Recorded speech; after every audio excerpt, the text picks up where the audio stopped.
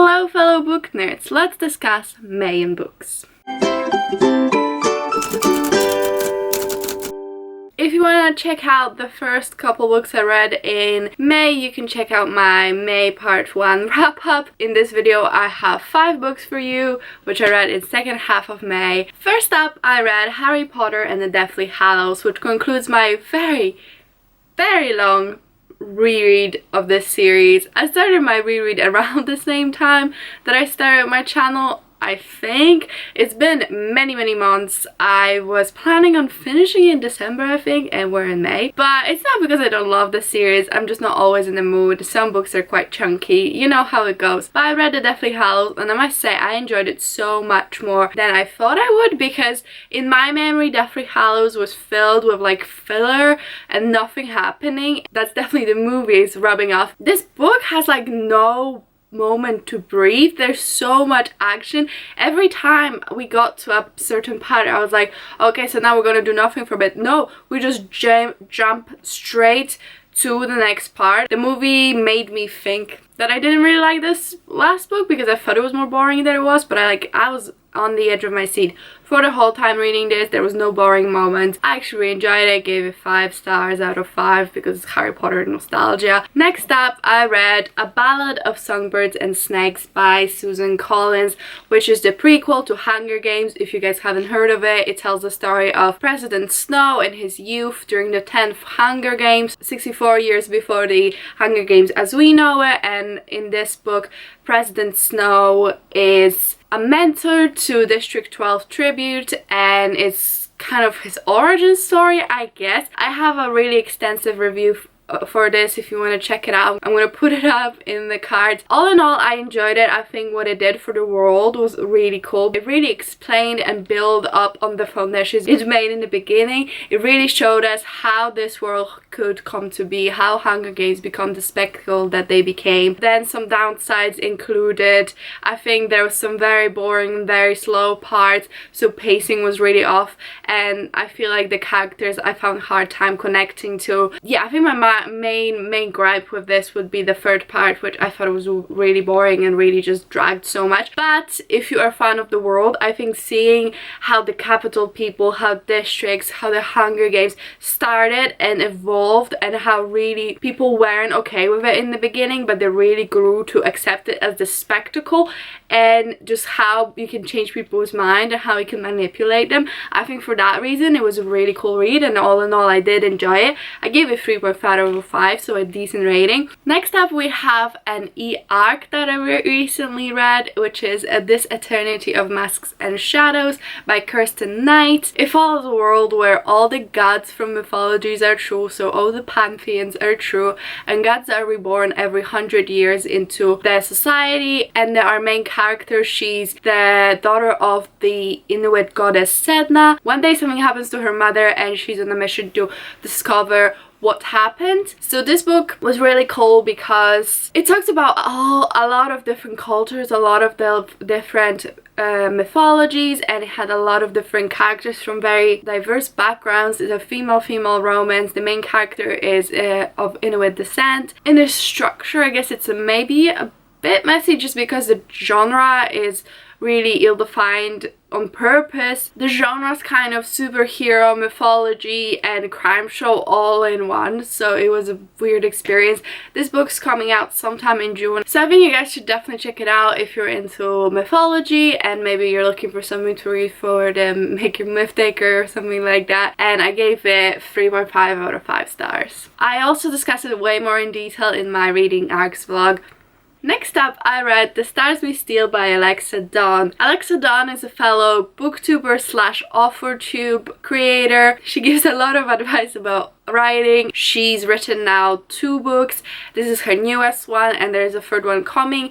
Both of her first books are sci-fi retellings of classical literature, and the newest book I think that's coming out is kind of a thriller. The Stars MeSteal is a retelling of Persuasion by Jane Austen. So like I said, it's a sci-fi novel, even though it's really light on the sci-fi elements. So if you're not that big of a fan of really high complex sci-fi, this book might be for you. I really enjoyed it. I was actually surprised surprised. It got me into this incredible mood to read Jane Austen, although I never have. I bought 3 of her books and I'm going to be reading them soon. I think it's an interesting book. It's a cool story told in a nice light way, quick story with a cute romance with likable characters that I quite enjoyed. I gave it 4 out of 5 stars because I couldn't put it down. I was really drawn to reading and I kept wanting to pick it up, which I think is a really good thing in a book. Some books just you need for the entertainment value, and this had really high entertainment value and I feel like it's not really talked about, so I would highly recommend it. The last book I read this month was Amy and Roger's Epic Detour by Morgan Matson. So this book is a road trip romance,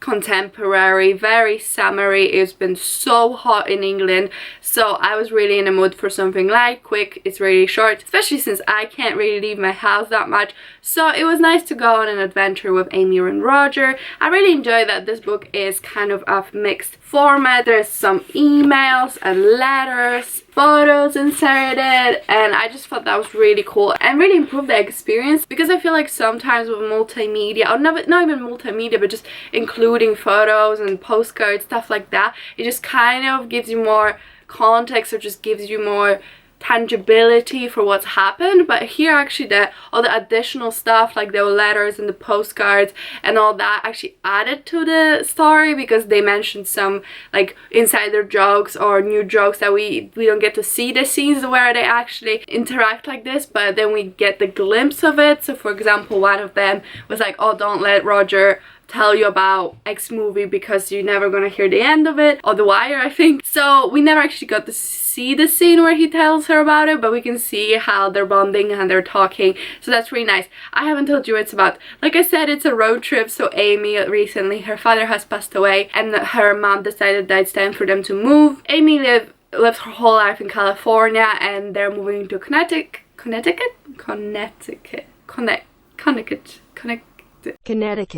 And her mom has gone ahead and started working, and she was finishing up her year at school, but now it's time for her to take the car and kind of make the journey. But because Amy's dad has died in a car accident, she feels very anxious around driving and she isn't ready to take that step herself, so they asked for help. Roger, who's an old family friend that she doesn't really remember, but they knew each other as children, and he also kind of needs to get to Philly, so it's on his way and he's gonna drop her off. So together they go on to this road trip. I think it was cute. I wasn't entirely sold on the romance, if I'm being honest. I thought that if they just became friends and stayed as friends, I would have thought it would be way cuter, and I think it would have been more appropriate, because I wasn't 100% sold on the romance. There were some people we met along the way that I was like, I'm on board this ship, I'm not really on this ship. Not that there's anything wrong with Amy or Roger, I just wasn't seeing the sparks flying, if I'm being honest, but that's my personal opinion. Obviously this is a romance, so I knew what I was getting myself into. If you want to read something while you're home that makes you feel like you're away and living your life and having adventures, this would probably be the book for it. I gave 3 out of 5, like I said, cute. Not mind-bending, but cute. That's it from me, you guys. That was a really quick video. I just wanted to share some of my thoughts on the books. I know it was maybe a bit lower level of energy as opposed to normal videos, but there's been a lot happening in the world and I just don't feel super hyper right now. I just want to say that what's been happening has been absolutely atrocious, and I really hope you guys check out the resources that I've put in the description box with ways how to donate to Black Lives Matter movement and how to support the bailouts and all that kind of thing. So I'm gonna put the links down below. Please don't stay silent around this time, guys. Being silent is not support. Support is support. That's why I think if you can, you should definitely try to donate or sign some petitions or just speak up and share what's happening with the world, so that more people become aware and they realize that this isn't just an US problem, it's a humanity problem. But that's it from me, guys. Thank you so much for watching. I really hope you're staying safe and you're okay, and if you're out there protesting, I think that's so amazing, and just thank you so much for everything that you're doing. But that's it from me. I really hope you enjoyed the video and I will see you next one. Bye!